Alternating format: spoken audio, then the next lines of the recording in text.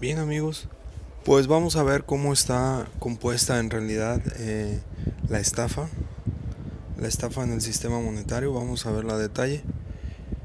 He preparado un par de plantillas para eh, descifrar cuáles son las etapas, cuáles son los pasos que van siguiendo en cada una de las etapas del dinero, ¿verdad? Del dinero entre comillas. Y vamos a empezar con esta primera etapa en la que todo empieza, ¿verdad? En el gobierno, el principal problema del sistema monetario es que hay eh, una confabulación con el gobierno, ¿verdad? El gobierno se ha prestado a este tipo de estafa porque finalmente ellos también se hacen algo de dinero, ¿verdad? Entonces, todo empieza en la cabeza del gobierno. Empieza a decir que no hay dinero, solicita a sus congresos, ¿verdad? Soborna a medio mundo en las cámaras y entonces le aprueban un endeudamiento, ¿verdad? Y sale el decreto, ¿ok? Pues que se impriman tantos billetes o que porque el señor presidente necesita dinero para el gobierno. No hay dinero, está quebrado, pues necesita dinero. Bueno, entonces ya con ese decreto, eh, el presidente emite unos pagarés y se los envía a la tesorería, ¿verdad? La tesorería a su vez emite unos bonos por concepto de deuda nacional. Pues ya se lo solicitó el gobierno mediante ese pagaré, ¿verdad? Bueno, la deuda nacional hasta el primer bimestre de 2018 ascendía a 247 billones de dólares de Estados Unidos, obviamente. Entonces, posteriormente, la tesorería pone a subasta estos bonos, ¿verdad? Pero no se los pone a subasta cualquiera, ¿no? Ellos también ya saben a qué bancos van a invitar a la subasta y finalmente estos bancos compran o adquieren esos bonos. Bueno, los bancos se van corriendo a vender a la Fed, que es la Reserva Federal de Estados Unidos, esos bonos, pero todavía no se los paga a la tesorería, ¿verdad? Entonces, haz de cuenta que entre el trámite, pues esos bonos cambian de manos y estos amigos salen corriendo, ¿verdad? A la Reserva Federal a ofrecérselos o a vendérselos. Cabe señalar que estos bancos aparecen en todas, amigos, en todas las etapas de la estafa.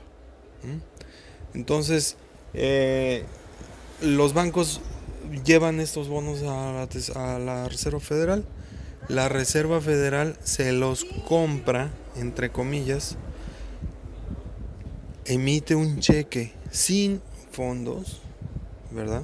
Como pues, cómo va a ellos a, cómo ellos van a gastar un dinero cuando pueden beneficiarse de este asunto. Entonces ellos emiten su cheque sin fondos y se lo regresan a los bancos. El intermediario, ¿verdad? Son los bancos. Pero en ese trayecto de los bonos a la Reserva Federal ya se graba, ¿verdad? Un interés o un beneficio, pues para el intermediario, claro. Entonces,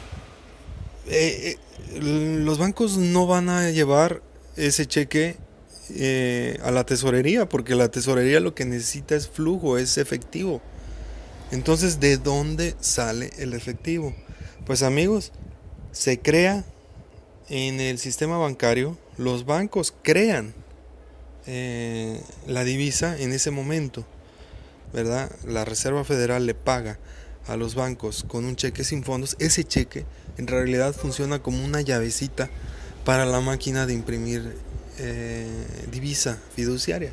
Entonces, Estos amigos, los banqueros, pues ya con ese cheque crean la divisa, terminan pagando ese bono, ellos se quedan con el interés que la Fed hizo favor de grabarlo, ¿verdad? Y entonces aquí ellos se llevan el beneficio, ¿verdad? Posteriormente en la etapa 2, ¿verdad?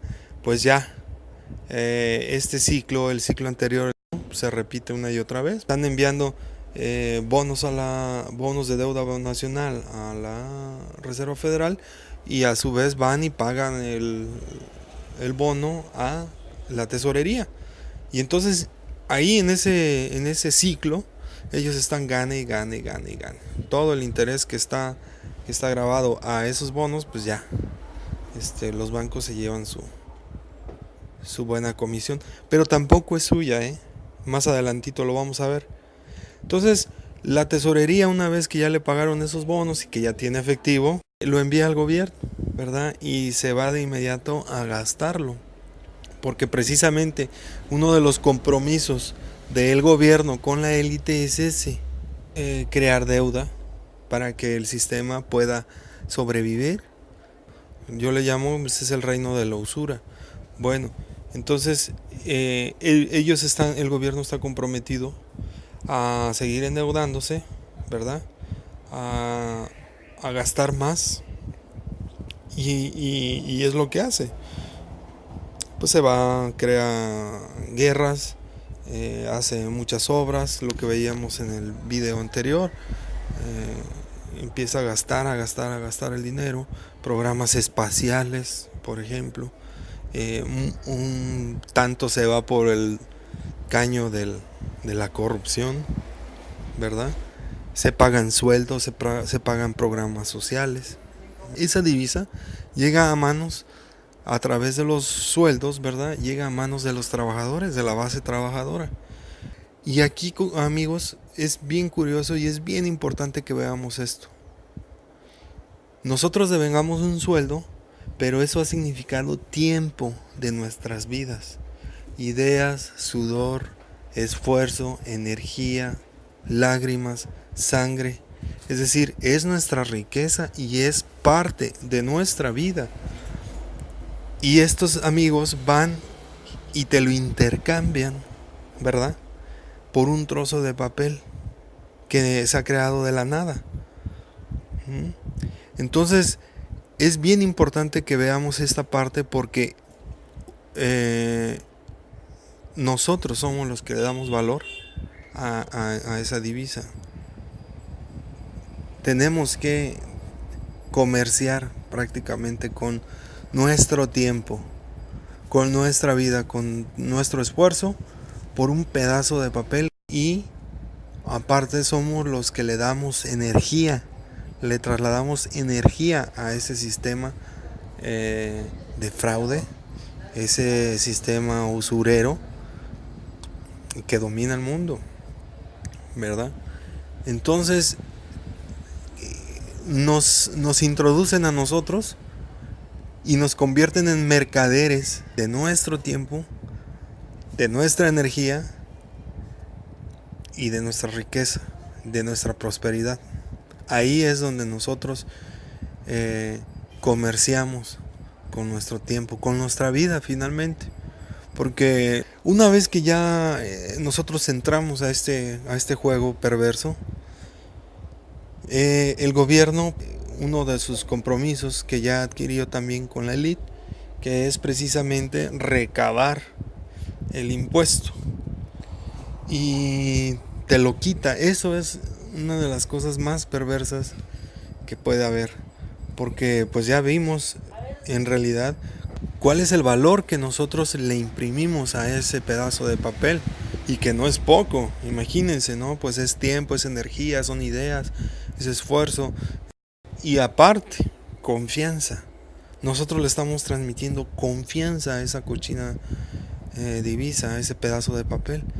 Ese documento, ese recibo que habíamos visto en los videos anteriores, se sostiene por eso, por el valor que nosotros le estamos transfiriendo y por la confianza que le estamos dando.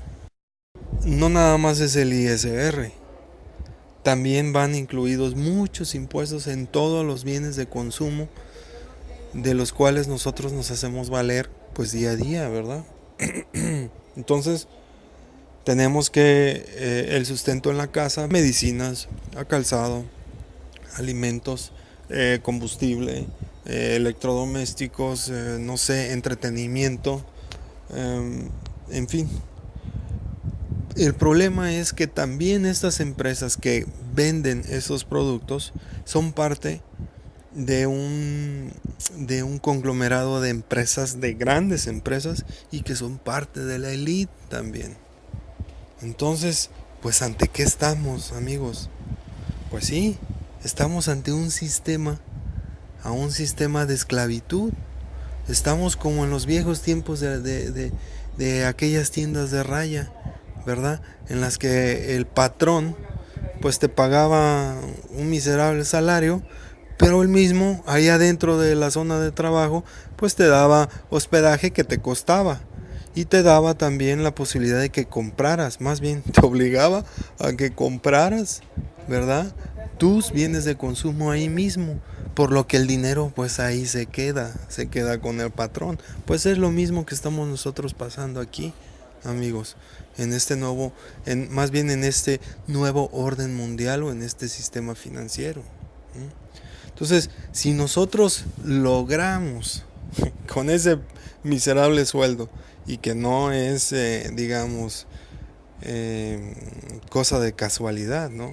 El sueldo es así porque hay que mantener a toda la clase trabajadora en el sistema, porque son los que le dan el valor y porque son los que dan el sustento a este sistema.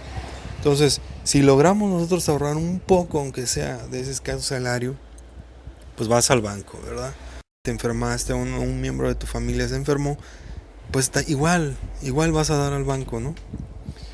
Entonces, amigos, aquí, o sea, si hasta ahorita se les ha hecho, digamos, mucho, espérense, porque los bancos, en el momento en el que tú llegas, ellos, ya sea que lleves dinero, pues voy a ahorrar un poquito, ¿no? Vengo a ahorrar un poquito, así como, ¿no? Ellos te lo reciben y te dicen, ¿lo quieres? Lo vas a guardar a plazo fijo, mínimo un año, pero no lo puedes sacar antes. Te vamos a dar un 1% de lo que me traigas como beneficio, como renta, ¿verdad? Entonces ellos te dan una miseria por el dinero que tú llevas a guardar y no lo puedes sacar hasta dentro de un año, suponiendo. Bueno, entonces ellos lo que en realidad aplican con sus clientes, y se los autoriza y está establecido en la reglamentación y en los estatutos de la Reserva Federal, que ellos pueden usar algo que se llama la reserva fraccionaria. Entonces, esa dichosa reserva fraccionaria es tomar el 90% de tu dinero que tú llevaste a guardar, hasta el 90% de ese dinero, y lo utilizan para prestárselo a otra persona.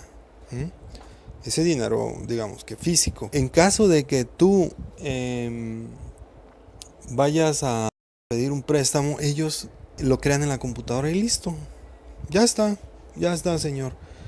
Entonces, esa reserva fiduciaria es el verdadero negocio de los banqueros.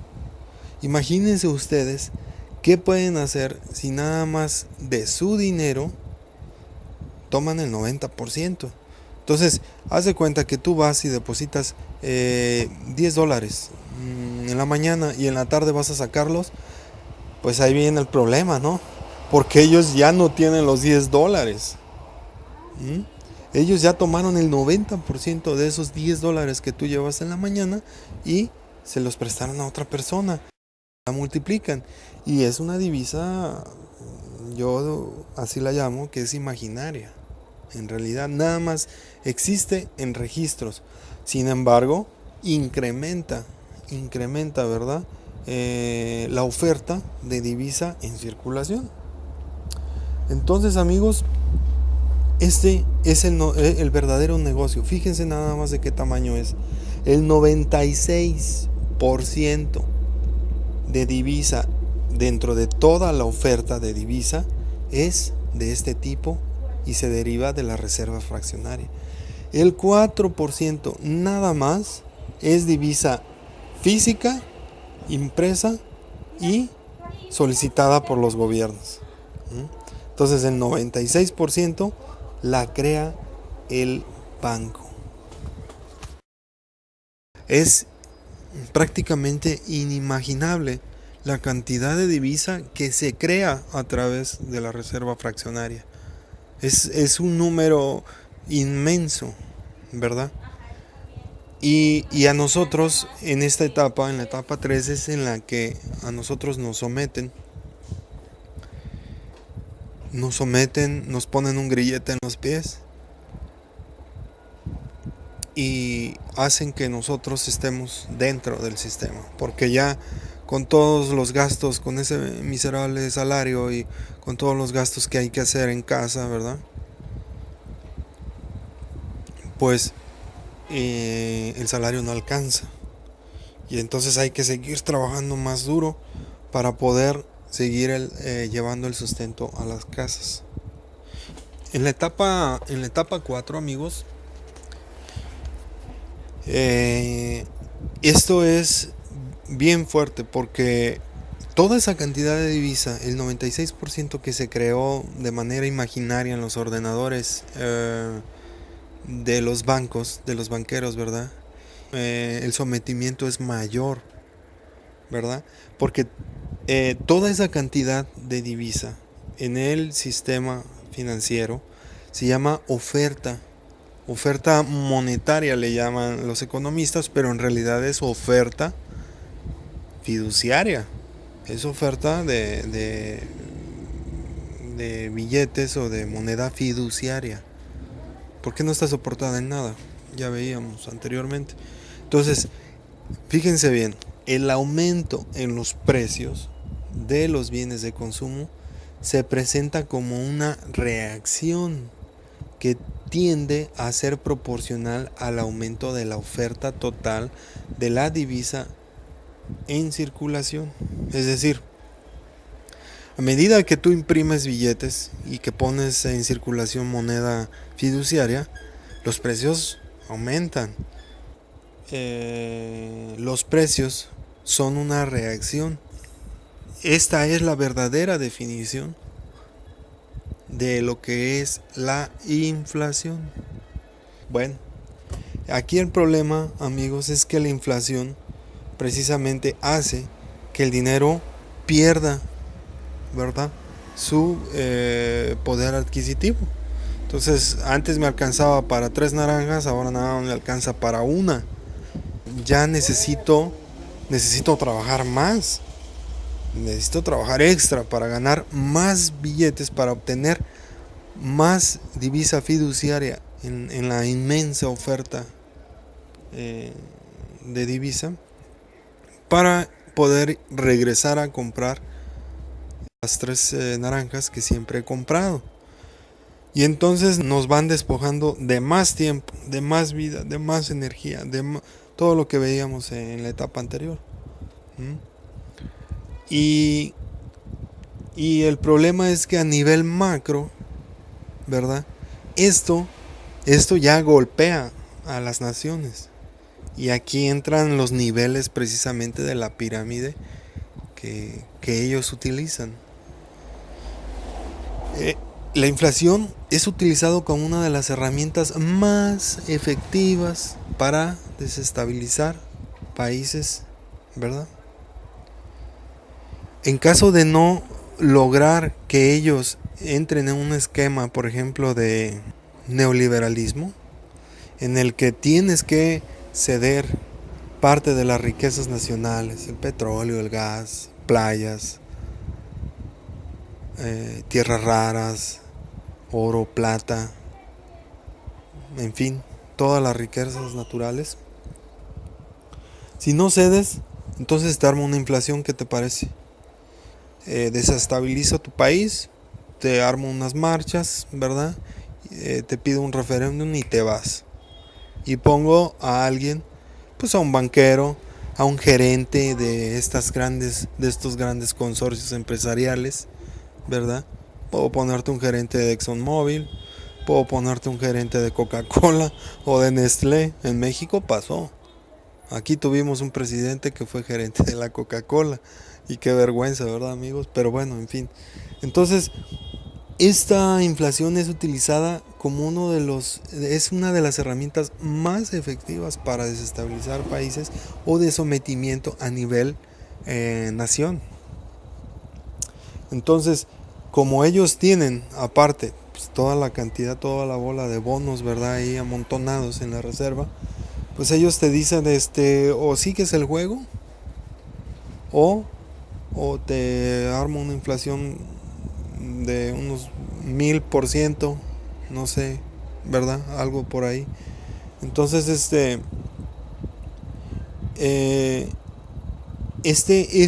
sella y pone por encima de nosotros la base trabajadora el esquema. O sea, en la etapa 3 nos someten a nosotros. En esa etapa someten a los países, a las naciones, ¿verdad? Y se va cerrando el ciclo entonces, y se cierra el ciclo más bien, para encadenar a toda la clase trabajadora. Y entonces hay muchísimo dinero, mucho dinero en abundancia, que solo compra muy poco. Y entonces necesitas pues una maleta para ir a comprar 1 kilo de arroz, ¿verdad? Porque ya la divisa ya no vale lo que valía antes, ya necesitas llevar un fajo de esa divisa para que puedas comprar algo. Y en realidad es el dicho, ¿no? Mucho dinero que solo compra muy poco. En la etapa 5, pues aquí, amigos, es el reinado de la usura, ¿verdad? El reinado de la usura recoge sus dividendos y se va muy contento. La oficina de recaudación de impuestos, que, amigos, y se los quiero comentar, esta oficina de recaudación de impuestos en Estados Unidos nace el mismo año, también la ley de ISR. Entonces, no es de extrañarse que esta oficina sea una extensión de la Reserva Federal para recabar los impuestos de toda la base trabajadora, porque los grandes consorcios pues están exentos del pago de impuestos. Y entonces tus impuestos, nuestros impuestos, vayan a parar precisamente a la Reserva Federal. No es raro, y les voy a decir por qué. Una vez que ya se recogen todos los impuestos, ¿verdad? Esta oficina se los manda a la tesorería. Y la tesorería utiliza este dinero, ¿sí?, para pagar parcialmente los bonos a la Fed, porque ya fueron grabados con un beneficio, con un interés. Entonces no alcanza el dinero en la tesorería para pagar estos bonos. Entonces está pagando el beneficio y a veces nada más paga el interés, y ahí le está mandando el dinero a la Reserva Federal. Los impuestos se trasladan, ¿verdad?, a la Reserva Federal, que es una institución privada. Ya lo veíamos, fue creada en 1913 y también es creada la Oficina de Recaudación de Impuestos, y la ley que autoriza la recaudación de este impuesto del ISR, pues igual fue creada en 1913.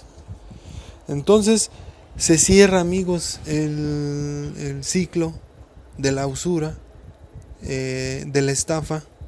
El reinado de la usura recoge todas sus riquezas, ¿verdad?, y le paga a sus fieles esbirros, que son los bancos, porque hasta en la misma página de la Reserva Federal se establece quiénes son, y ya veíamos en el video anterior que los banqueros son socios de la Reserva Federal, son ellos los que ayudaron a crearla, ¿verdad?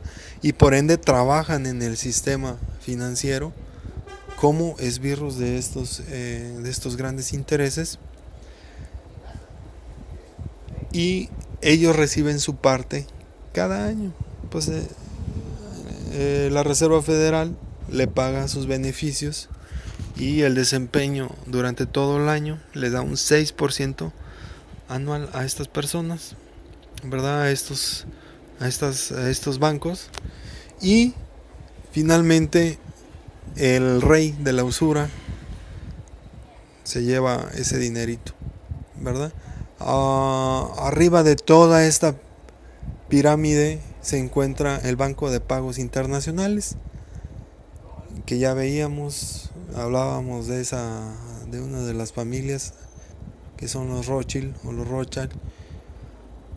Y como banco, pues maneja los intereses de quizá de otra persona o de otro grupo de personas que son los que estarían pero en el pináculo de la pirámide, y que pues vamos a seguir hablando de eso, ¿no?